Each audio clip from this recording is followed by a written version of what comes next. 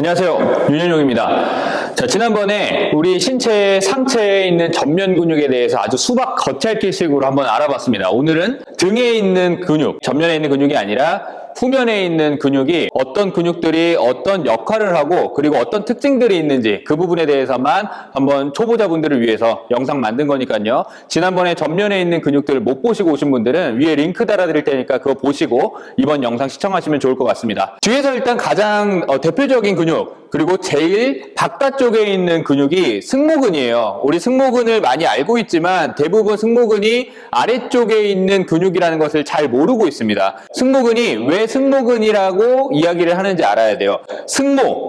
승려들의 모자다. 그래서 승모근이거든요.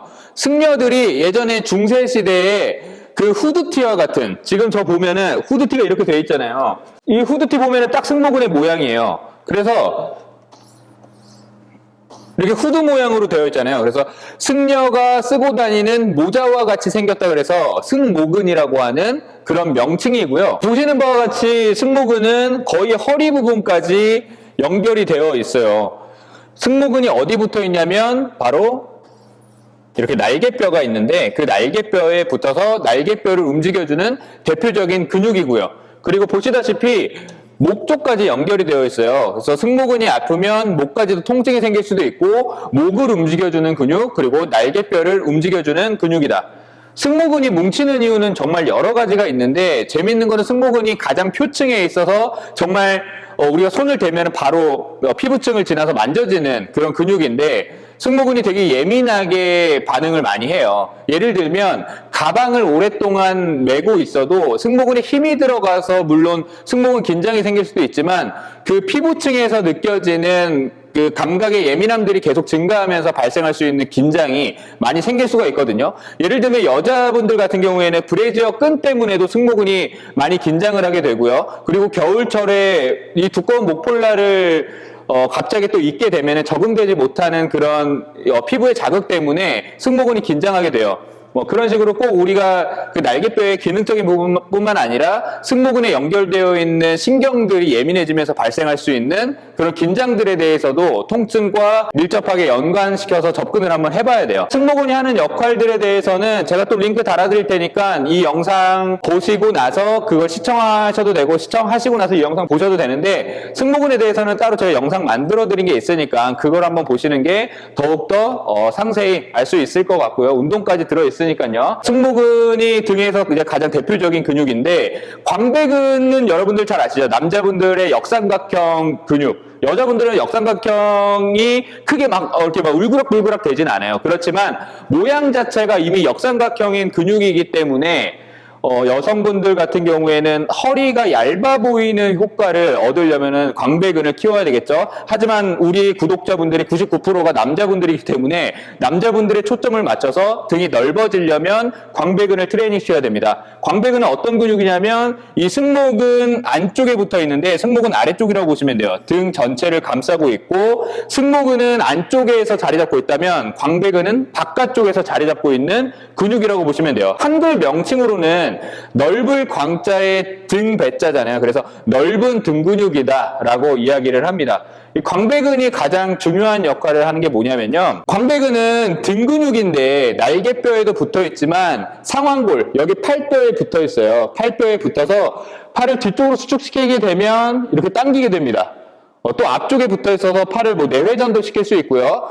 결론적으로 광배근은 팔을 움직여주는 그런 근육입니다. 그래서 팔의 움직임 없이는 광배근을 트레이닝 시키기가 어려워요. 그래서 광배근은 팔에 붙어 있고 또 승모근은 날개뼈에 붙어 있다. 결국 승모근과 광배근이 우리 상체에 거의 대부분의 큰 힘을 발휘한다고 보시면 돼요. 광배근의 동생이라고 하는 근육이 있는데 광배근의 동생 대원근이라고 하는 근육이 있어요. 왜 동생이냐면 일단은 여기 붙어있는 이 대원근은요 아주 조그만한 근육이에요. 겨드랑이, 여러분들 겨드랑이 이렇게 옆에 만져보면은 이제 대원근이 한 2지점 정도에서 만져진다라고 생각하시면 되는데 왜 광배근의 동생이냐면 광배근과 똑같은 역할을 해요.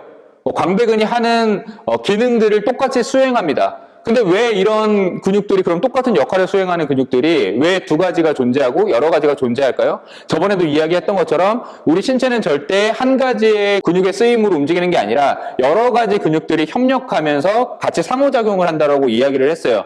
예를 들면 광배근의 기능이 꺼지면 이 대원근으로 광배근의 역할을 수행할 수가 있겠죠. 근데 또 단점으로는 광배근의 역할을 너무 대신하게 되면 이 작은 근육이 광배근, 큰 근육을 대신하게 되면서 올 수 있는 피로도 많아지게 될 거고, 또 대원근 같은 경우에는 위쪽에 이렇게 겨드랑이에만 붙어있는 근육이라서 여러분들이 턱걸이를 하면서 광배근 넓게 등을 만들고 싶어서 훈련을 하지만 광배근이 아니라 똑같은 역할을 하는 대원근이 만약에 트레이닝 되면은 등이 넓어질 수 있는 그런 효과를 얻을 수가 없어요. 그래서 지금 이렇게 해부학을 배우게 되면은 내가 근육에 어떤 근육을 트레이닝하고 싶은데 어떠한 방해 요소가 될 수 있는 부분이 어떤 점이 있고, 또 어떤 근육들이랑 내가 키우고 싶은 근육이랑 어떻게 상호작용하는지에 대해서 배울 수 있고 또 통찰을 얻을 수 있기 때문에 이렇게 해부학을 배운다는 것은 운동에 있어서 매우 중요한 공부입니다. 자, 그러면 지금 겉에 있는 근육을 봤는데 조금 더 안쪽으로 깊이 들어가게 되면은 소원근이라는 근육과 극하근이라고 하는 근육이 있어요. 이 근육을 같이 한번 이야기를 할게요. 광배근과 대원근이 같은 역할을 수행한다고 한다면 소원근과 극하근도 비슷한 역할, 그리고 같은 역할을 수행을 하는데 어떤 역할을 수행하냐면 이 근육이 바로 여러분들 잘 알고 계시고 또 많이 들어보신 회전근개라고 하는 근육이에요. 근데 뒤에 붙어 있는 회전근개겠죠. 근데 뒤에서 어떤 역할을 해주냐면 어깨를 바깥쪽으로 회전시켜주는 역할, 그래서 어깨를 뒤쪽으로 회전시켜주는 역할을 해서 보통 우리는 앞쪽으로 생활을 많이 하기 때문에 어깨가 앞쪽으로 많이 빠질 수 있는 그런 환경에 노출이 되어 있어요. 근데 뒤에서 잡아 당겨주지 않으면은 더 앞쪽으로 어깨가 쏟아지겠죠. 그래서 이 회전근개의 역할은 뒤쪽에서 어깨를 제대로 잡아 당겨주면서 어깨를 안정시켜주는 그런 역할을 수행하게 돼요. 광배근과 승모근의 트레이닝이 중요하다고 했지만 결국은 안에서 붙어있는 이 극하근과 소원근이라는 근육의 트레이닝이 제대로 되어 있지 않으면 광배근이나 승모근 또한 우리가 무거운 무게를 들어서 또는 내 체중을 이용해서 트레이닝해도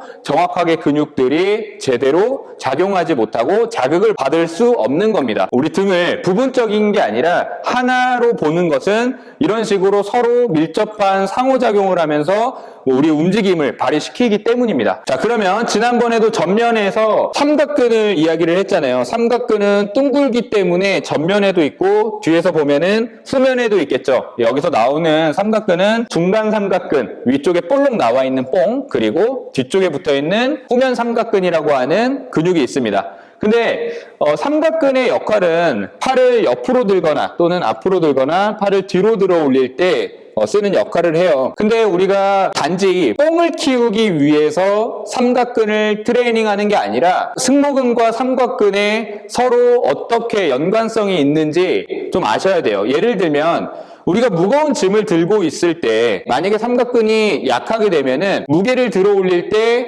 당연히 어깨가 보상작용으로 인해서 어깨를 위쪽으로 이렇게 올리게 돼요. 그러면서 승모근의 긴장을 유발할 수 있거든요. 여성분들 같은 경우에는 이 삼각근이 대부분 많이 약하기 때문에 이 목의 통증이나 이런 부분들이 많이 생겨요. 단순히 우리가 근육 자체를 두껍게 만들고 보기 좋게 만드는 것뿐만 아니라 기능적인 부분을 생각을 해본다면 이러한 삼각근이 승모근에 미치는 어떤 영향이 있는지 그런 것들을 보시면 운동에 있어서 더 동기부여를 받게 되고 삼각근을 내가 이런 식으로 어떻게 트레이닝을 해야겠다라고 통찰할 수 있고 생각을 할 수 있게 되는 거예요. 예를 들면 파이크 푸시업을 할 때도 삼각근에 굉장히 힘이 많이 들어가겠지만 내가 미는 동작에 있어서 삼각근이 약하게 되면 승모근으로 그 동작을 수행할 수 있는 거예요. 삼각근과 승모근이 그 주변에서 같이 상호작용을 한다. 이렇게 보시면 되고요. 지난번에 전완에 있는 근육들 한번 봤잖아요. 저번에는 손바닥을 정면을 바라봤을 때 붙어있는 근육이 손목 굽힌근, 이렇게 굽혀주는 근육이라고 그랬어요. 오늘은 뒤에서 바라보니까